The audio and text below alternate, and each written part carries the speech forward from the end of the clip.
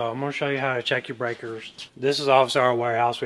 This is a pretty big box, but generally you can see all of these breakers are all in the same position right now, all down through here. See, all in ours, we have AC, we have roof fan, we have AC, but you always have 2 breakers for a residential system.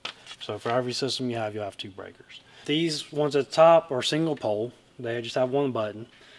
These here are actually 3-phase, which you won't have that in your home, but this is a 2-pole here. It has 2 buttons on it. You want to check both of them because your furnace actually, the controls for your AC are inside your furnace. You have to be kind of careful because if it trips, it'll actually be in a middle position like this. You can't just turn it back on. What you have to do, if it's tripped, if it's in the middle position, you need to turn it all the way off, and then you need to reset it by turning it on.